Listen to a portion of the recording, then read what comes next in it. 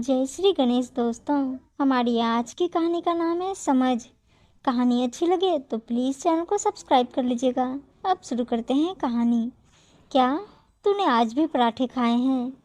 पर तू तो कभी नाश्ते में पराठे खाती नहीं, हमेशा ओट्स या सैंडविच खाती है, तो फिर आज पराठे क्यों? अरे अपनी सास को बोल देती ना। रश्मि जी फोन पर अपनी बेटी से बात कर रही थी। उनकी यह बातें उनके पास बैठी उनकी बड़ी बहन नंदिता जी सुन रही थी। रश्मि जी की बेटी माही की शादी अभी 20 दिन पहले ही हुई थी। नंदिता जी उस समय अपने ससुर जी के निधन की वजह से अपनी भांजी की शादी में आ नहीं सकी, इसलिए वह एक दिन पहले आगरा से दिल्ली अपनी बहन के घर आई थी। नंदिता जी को भी माही से बड़ा प्यार था, पर मजबूरीवश वह शादी में शामिल नहीं हो सकी थी। माही की शादी दिल्ली में हुई थी और आज अपनी बहन को माही से यूं बातें करते देख वह थोड़ा हैरान भी हो गई थी। क्या हुआ, माही ठीक तो है ना? नंदिता जी ने रश्मि जी से पूछा। देखो ना दीदी, माही ने कभी भी पराठा नाश्ते में नहीं खाया और आज उसे नाश्ते में पराठा खाना पड़ रहा है। उसकी सास को यह बात समझनी चाहिए ना। तो क्या हुआ, इतनी छोटी सी बात का तुम क्या दुख मना रही हो? बच्ची थोड़ी है, अगर एक दिन पराठा खा भी लेगी तो क्या फर्क पड़ता है? और अगर माही को कुछ और खाना था तो वह खुद ही बना लेती। माही की सास भी अकेले कितना करेंगी? तुम्हें पता है सुबह सुबह कितना काम होता है और सबको अलग अलग नाश्ता बनाकर देना, साथ में टिफिन बनाना कितने मुश्किल हो जाते हैं। बहन की बात सुनकर रश्मि जी चुप्पी लगा गई थी। कुछ देर बाद दोनों बहनें आपस में बातें करती रही और फिर दोपहर को खाना खाकर थोड़ी देर के लिए सो गई। शाम को जब नंदिता जी की नींद खुली तो उन्होंने देखा रश्मि जी किसी से फोन पर बात कर रही थी। कुछ देर बाद जब रश्मि जी चाय लेकर आई तो नंदिता जी ने पूछा, अब किसके साथ गप्पे लड़ा रही हो फोन पर? अरे कुछ नहीं दीदी, वो माही से ही पूछ रही थी। सुबह उसने नाश्ता भी ठीक ढंग से नहीं किया था ना, इसलिए पूछा कि कुछ खाया भी है अच्छी तरह से उसने।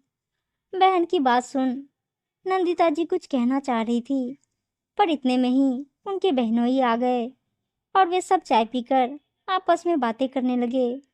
रात को सबने मिलकर खाना खाया और फिर आइसक्रीम खिलाने के लिए रश्मि जी का बेटा शुभम सबको साथ ले गया।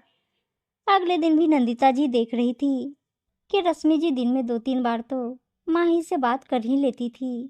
खैर, अगले दिन माही को अपनी मासी से मिलने आना था, पर नंदिता जी ने देखा कि रश्मि जी जोर जोर से फोन पर बात कर रही थी। अरे हमने गाड़ी तेरे लिए दी है, ना कि तेरी जेठानी के लिए। उसे अगर कहीं जाना था तो कैब कर लेती, तेरी गाड़ी लेकर जाने की क्या जरूरत थी? या फिर तुझे पूछ लेती। अच्छा, पूछा था तो फिर तू मना कर देती ना। एक बार मना करती तो अपने आप समझ जाती, जितनी ढील देगी उतना तू ही पछताएगी। अच्छा आप कैब करके आ जा और शाम को गौरव को बोलना, वह तुझे लेते जाएगा। नंदिता जी हैरान थी कि रश्मि माही को क्या समझा रही है। फोन रखते ही रश्मि जी अपनी बहन को माही के ससुराल वालों की शिकायत करती हुई बैठ गई और बोली, देखो ना दीदी, यह माही की जेठानी उसकी गाड़ी इस्तेमाल कर रही है, जबकि उसके पास दफ्तर जाने के लिए अपनी गाड़ी है।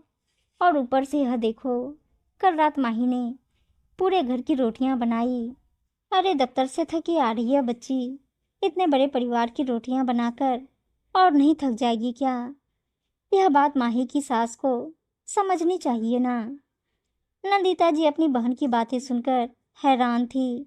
उन्हें समझ नहीं आ रहा था कि जिस बहन ने खुद को अपने ससुराल के संयुक्त परिवार में अच्छी तरह ढाल लिया था, वह आज अपनी बेटी के वक्त ऐसा बर्ताव क्यों कर रही थी। कुछ देर बाद माही कैब करके आई और अपनी मासी को देखते ही खुश हो गई। सारा दिन बहुत अच्छा बीता, पर नंदिता जी ने देखा कि उनकी बहन माही से कुरेद कुरेद कर उसके ससुराल वालों के बारे में पूछ रही थी और साथ ही साथ उसे अपनी हिदायतें भी देती जा रही थी। शाम को गौरव भी आ गया और सबसे बहुत प्यार से मिला। नंदिता जी को वह बहुत सुलझा हुआ लड़का लगा। सबसे मिलकर माही रात को खाने के बाद अपने ससुराल चली गई। नंदिता जी ने अपनी बहन से बात करने का सोच लिया था, इसलिए अगले दिन नाश्ते के बाद वह रश्मि जी को अपने पास बिठाकर बोली, देख रश्मि, तुझे याद होगा कि जब मेरी और तेरी शादी हुई थी तो हमें भी अपने अपने परिवारों में शुरुआत में कितनी मुश्किलें आई थी, और कभी नई नई गृहस्थी में कोई बात होती तो हम परेशान होकर माँ को चिट्ठी लिख देते, क्योंकि उस समय ऐसे फ़ोन तो उपलब्ध नहीं थे। और जब तक वह चिट्ठी माँ के पास पहुँचती और माँ का जवाब हमारे पास वापसी पहुँचता, तब तक उस बात का गुस्सा भी ठंडा हो जाता और हम भी उस बात को भूल जाते। तुझे याद होगा, कभी कभी गुस्सा भी आता कि माँ इतनी जल्दी जवाब क्यों नहीं देती। पर अब मैं समझती हूँ कि शायद हमारी माँ बहुत समझदार थी, जानती थी कि उनके देर से जवाब देने में हम खुद ही अपनी गृहस्थी को संभालने की कोशिश करेंगे।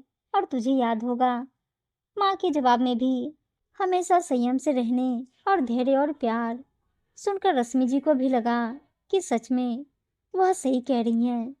उन्हें खुद को ही समझाना होगा और माही को थोड़ा वक्त देना होगा, ताकि वह अपने परिवार के साथ खुद ही सामंजस्य बिठा सके और अपने रिश्तों को अच्छी तरह से निभा सके। अगले 2-3 दिन नंदिता जी वहीं थी। उन्होंने देखा कि इस बीच माही का फोन आया, तो उनकी बहन ने उससे एक दो बातें कर फोन रख दिया और खुद से भी बार बार फोन नहीं किया। नंदिता जी खुश थी कि उनकी बातों को उनकी बहन ने समझा है। कुछ महीनों बाद नंदिता जी का फिर से दिल्ली आना हुआ, तो माही भी मायके आई हुई थी और इस बार अपनी मासी से वह अपने ससुराल वालों की खूब तारीफें कर रही थी। यह वही ससुराल वाले थे जिनकी शिकायतों का पुलिंदा कुछ महीने पहले वह अपनी माँ को बता रही थी। नंदिता जी ने माही की बातें सुन उसके सर पर हाथ फेरा और अपनी बहन की तरफ देखा। उन्हें लगा उनकी बहन मुस्कुराते हुए उन्हें जैसे कह रही थी, सच में दीदी, माही की सास को नहीं, माँ को समझने की जरूरत थी। उम्मीद है दोस्तों कहानी अच्छी लगी होगी, और अच्छी अच्छी कहानियाँ सुनने के लिए चैनल को सब्सक्राइब और वीडियो को लाइक शेयर जरूर कर दीजिएगा। धन्यवाद दोस्तों।